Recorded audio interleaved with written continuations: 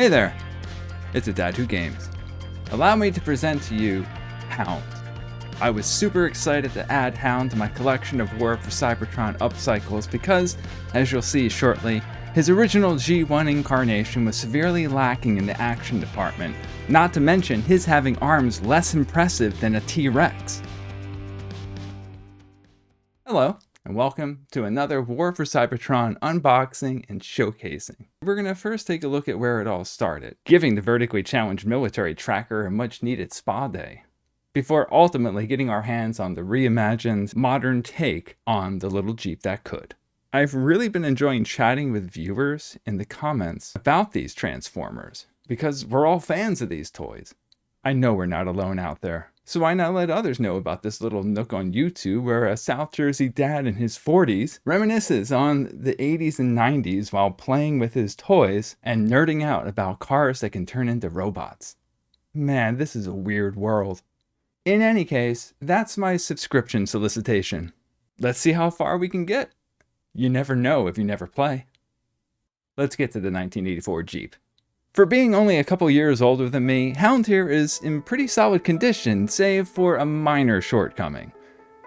But after recording some footage with him, I realized that he was really caked with ancient crud, so I decided to give him a good cleaning, and I figured I'd share. In addition to the overall state of grime, which consequently really tightened up his little moving bits, were the scuffed and torn decals. As mentioned in previous videos, I have never been a fan of the Diaclone recycled decals they kept on the rebranded Transformers. In wanting to make him look in tip-top form, and as always, more like the cartoon, the decals were going to have to go. This Hound has three broken pieces. First, obviously, one of his back wheels is snapped off, but also his windshield is missing a big piece, and the backrest of one of the seats is missing. All of the transforming action works as well as it did when I first got it, which unfortunately isn't saying much when it comes to his T-Rex arms. They have always been incredibly difficult to get out. The fact that they only come out a fraction of an inch causes the effort to get them out feel quite unsatisfying. With cleaning him, I wanted to make sure that his arms were easier to take out, in all their tiny glory. I debated using some UV resin to fix everything, but honestly, I just wasn't in the mood. I might do it one day when it's warmer, but for now, some good old super glue was all I needed to fix the back wheel. So I'll say I'm going for a more realistic, battle-worn military tracking Jeep look. Kinda fits more if you incorporate the John Goodman gruffness they gave Hound in the movies. After an internal dirt purging dismantle session, a bath in isopropyl alcohol will make cleaning and removing decals a snap. And then we can go from this to this battle-worn military tracking Jeep with a completely inconspicuous Autobot symbol. But it's got all four of its wheels. It honestly doesn't look all that different, but it does remind me of the TV show MASH, so I like it. Like all of the OGs, aka original generation, Hound is part metal and part plastic, which, if my Greg logic is correct, was to assure that they were heaviest at the base to keep them from falling over in robot form. Everything about transforming Hound is pretty straightforward, but it's at the arms that it becomes a little hairy. Apparently, the front wheels are supposed to act as some sort of mechanism to pop the arms out when you swing the wheels to the back. It has never worked for me because his arms never came out smoothly. I'd be willing to bet that anyone who has one of these has been met with the same issue. Let me know in the comments if you have. Memories are also welcome. Next to Trailbreaker and Ironhide, I was super excited to snag the upcycle of Hound. His tiny arms just offered no form of action, and while I know Jeeps are small vehicles to begin with, warranting his small size, seeing that the War for Cybertron incarnation is more akin to a Humvee, I couldn't wait to get the box open. But first, a well-deserved moment in the spotlight for being a pretty cool toy, despite its tiny stature.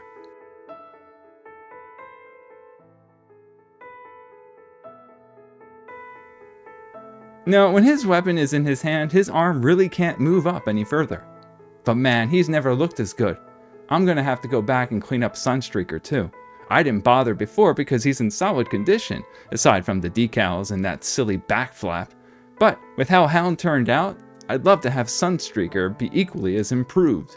Another reason why I was really excited to pop Hound out of the box was that I was clueless as to how the robot became the vehicle that I've seen pictured. Usually, the parts of the robot are more clearly identifiable as to where they go in vehicle form, but for Hound, at least for me, it wasn't immediately clear.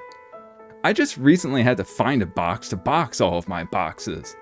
I can't figure out what to do with them as I don't include them when displaying my toys, but I'm not about to get rid of them. Christ, I've seen people trying to sell the boxes alone online, completely empty.